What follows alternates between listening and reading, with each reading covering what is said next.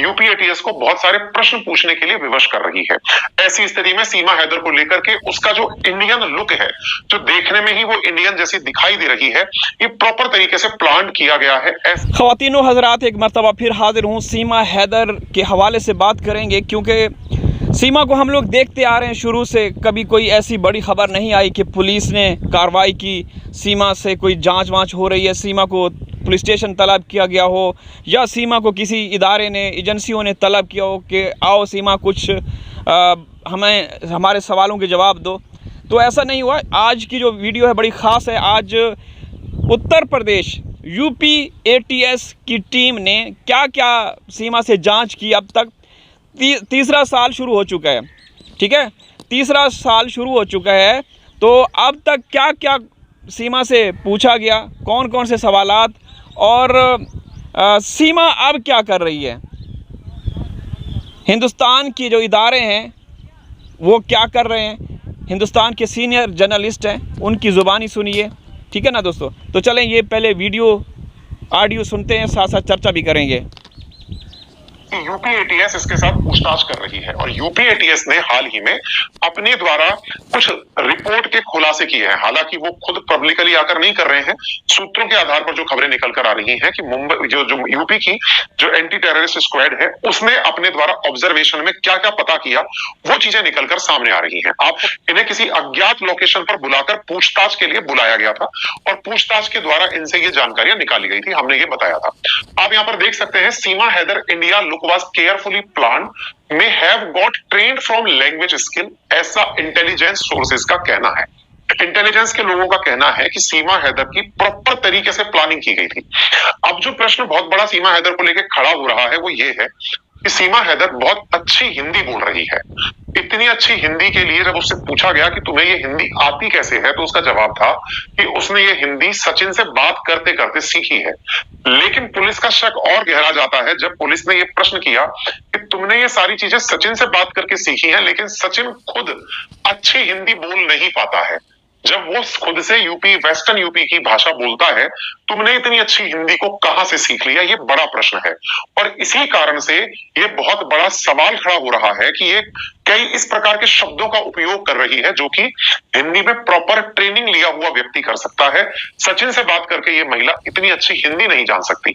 इसे प्रॉपर रीति रिवाज, प्रॉपर कल्चरल एक्टिविटीज का पता होना यूपी एटीएस को बहुत सारे प्रश्न पूछने के लिए विवश कर रही है। ऐसी स्थिति में सीमा हैदर को लेकर के उसका जो इंडियन लुक है, जो देखने में ही वो इंडियन जैसी दिखाई दे रही है, ये प्रॉपर तरीके से प्लान किया गया है, ऐसा इंटेलिजेंस सोर्सेज का कहना है। इंटेलिजेंस का यह भी मानना है कि जिस प्रकार से पाकिस्तान के अंदर उर्दू बोली जाती है, यदि कोई व्यक्ति पाकिस्तान से इंडिया में आता भी है तो इंडिया की उर्दू का जो लहजा है, पाकिस्तान की उर्दू का जो लहजा है, इन दोनों में बड़ा अंतर है। अच्छा, ये साहब कह रहे हैं, ठीक है, ये जर्नलिस्ट हैं, जो रिपोर्ट्स उन तक पहुंची हैं उनको सामने रख के वो बात कर रहे हैं कि जो इदारे हैं या एजेंसियां हैं, यूपी एटीएस की जो टीम है, सीमा से जो सवालात जो पूछे हैं, अगर उनको सामने रखा जाए तो उनको शक है कि ये प्लांटेड है। मतलब कहने का जासूस है, इसको ट्रेन करके भेजा गया है।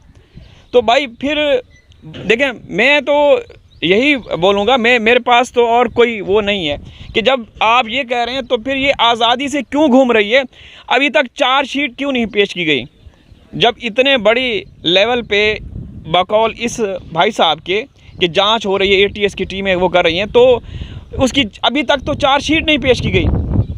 अभी तक चार्जशीट भी नहीं पेश की गई, तीसरा साल शुरू हो चुका है। तो भी कहते भी आप लोगों कि जासूस है, प्लांटेड है, इसको भेजा गया है, तो फिर जासूस या प्लांटेड जिनके ऊपर रत्ती भर भी शक हो ना, रत्ती भर भी, तो उनको जेल की सलाखों के पीछे डाल दिया जाता है। चलें, अगर जेल में नहीं डालते, बेल अगर दी जाती है तो वो घर में, जिस घर में रहते हैं वो सब जेल होती है, वो नज़रबंद हाउस अरेस्ट होते हैं। तो ये कैसे? कभी खरबूजे दिखा रही है, खरबूजे हमारे पास भी हैं, पाकिस्तान में भी हैं। सीमा जो दिखा रही है जो चीज़ें, वो यहाँ भी मिलती हैं। मेरे ख्याल में वो हिंदुस्तानियों को दिखा रहे हैं कि देखें यहाँ खरबूजे भी हैं। वो किसी विधायक, किसी सियासतदान के खेत है जहाँ पे सीमा को इनवाइट किया गया, वो दिखाती है। यार वही है ना, एक तरफ तो कहते हैं कि जासूस, और फिर एक तरफ वो घूम रही है आज़ादी के साथ। आगे सुने। सीमा के शब्द जिस तरह के हैं उसमें प्रॉपर हिंदी की बात सुनाई पड़ती है, और एक ऐसी हिंदी जो बिना ट्रेनिंग के शायद ही कोई उस एसेंट में बोल पाए।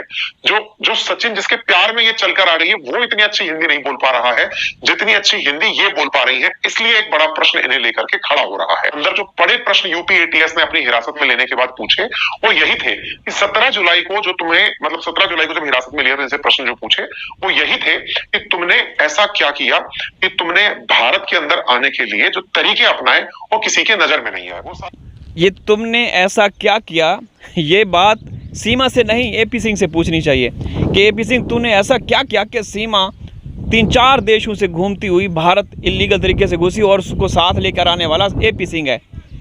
भाई उसके हैंडलर्स हैं बहुत सारे, पीछे उसके आका हैं जो सीमा को डायरेक्शन दे रहे थे। आगे सुने। क्वेश्चन आंसर मैं बताऊंगा जो इनसे पूछे गए प्रश्नों में। जो सबसे इंपॉर्टेंट था कि ये पाकिस्तान से चलकर दुबई शारजहां जाती है, वहां से नेपाल और नेपाल से भारत आती है, तो उसका तरीका क्या रहा। और सीमा हैदर के द्वारा बनाए गए तथ्य सबूत और दस्तावेज जब मेल नहीं खाते तो इन चीजों पर प्रश्न पूछे गए। चूंकि जो यूपी एटीएस ने इसके साथ पूछताछ में निकाले, क्या क्या सवाल थे तो इसके साथ सवाल खड़े हुए जो इससे पूछे गए। वो पहला सवाल था, 4 बच्चों की माँ खुद को पाकिस्तान के छोटे से शहर का बताती है लेकिन पबजी गेम के अंदर दिन भर अपने आप को व्यस्त कैसे रखती है। दूसरा सवाल इससे पूछा गया कि 5वीं पास मिडिल क्लास महिला एक नहीं 2-2 पासपोर्ट क्यों रखेगी। इसके पास 2-2 पासपोर्ट पाए गए। तीसरा, अपने 4 बच्चों को छोड़कर सचिन से मिलने नेपाल कैसे चली जाती है। भाई बच्चे छोटे हैं, अगर उन्ननी मुन्नी क्या क्या नाम इसने धर रखे हैं, उनको छोड़ करके एक माँ के लिए एक दिन भी घर छोड़ करके जाना बच्चों के बिना बहुत ही मुश्किल काम होता है। ये 4 बच्चों को छोड़कर नेपाल मिलने चली आती है। ये अपने आप में बड़ा प्रश्न खड़ा करता है, बच्चे जबकि बहुत कम उम्र के हों। यदि यही नहीं, दूसरी बार पाकिस्तान सीमा जब लौटती है तो अपने 4 बच्चों के एकदम नए पासपोर्ट कैसे बनवाकर लौटती है। उसके पास इतने पैसे कहां से आए। सीमा कहती है कि उसने मकान बेचा था, लेकिन क्या पाकिस्तान में महिलाओं को संपत्ति में इतने अधिकार प्राप्त हैं कि वो अपने लेवल पर मकान बेच दें। क्या वो इतना मतलब प्रोग्रेसिव देश है क्या। ये सवाल बहुत सारे हैं जो खड़े हुए। नेक्स्ट क्वेश्चन क्या बनता है इससे कि पति को भनक लगे बिना उसने मकान बेच कैसे दिया। भाई इंडिया में भी, चाहे इंडिया पाकिस्तान से कितना भी आगे हो, इस तरह की जो डील्स होती हैं ये सबको पता चलती हैं। मकान बेचना हो वो हालों हाल नहीं बिकता कि आज मन में आया और आज ही मकान बिक गया। पूरी डिस्कशन चर्चाएं सब होता है। अच्छा, इसके साथ सीमा दुबई जाती है, पाकिस्तानी रुपयों को दिरहम में बदलवाती है। अगर आपको यूएई की यात्रा करनी हो तो वहां की करेंसी दिरहम है। इंडिया से जाने से पूर्व आपको पैसे चेंज कराने पड़ते हैं, तब जाते हैं। तो ये मनी एक्सचेंज कराती है, दुबई के अंदर होटल लेती है, वहां पर कैब का इंतजाम करती है। ये एक 5वीं पास महिला के लिए विशेष रूप से तब जब वो अपनी आर्थिक स्थिति को बहुत ही नॉर्मल बताती हो, जिसके 4 बच्चे हों, जो ये कहती हो कि 2019 में ही उसे दुनियादारी का पता चला, उसके लिए बड़ा मुश्किल है। और ये मैं अपना पर्सनल एक्सपीरियंस बताता हूँ। और एक ऐसी महिला जो अपने आप को बड़ा ऑर्डिनरी तरीके से डील कर रही है, उसके साथ में ये बड़े प्रश्न खड़े होते हैं। और तो और घुसपैठ के आरोप में भारत में पकड़े जाने पर भी वह इतनी शांत कैसे दिख सकती है। पुलिस जब पूछताछ करने जाती है ना, ये पर्सनल एक्सपीरियंस बता। बिल्कुल वो शांत नज़र आती है और अब तक शांत है। और उसने कई मरतबा ये खुद बोला है कि मैं, आप लोगों को नज़र आता है कि मैं शांत हूँ, मेरे चेहरे पे परेशानी हो हैं या मैं कोई टेंशन है, तो इसके पीछे कौन है वो आप लोगों को पता चल जाएगा। और इसने कई बार कहा कि आप लोगों को मालूम है आप किसके ऊपर बात कर रहे हैं, मेरे पीछे किन लोगों का हाथ है, आप लोगों को मालूम है। और ये भी कहती है कि मैं भारत में आई हूँ डिपोर्ट होने के लिए या जेल में जाने के लिए नहीं। तो शांत तो है, बिल्कुल शांत है, उसको पता है, पुरसुकून है, कोई पूछने वाला नहीं है। तो दोस्तों ये चीज़ें होती रहेंगी।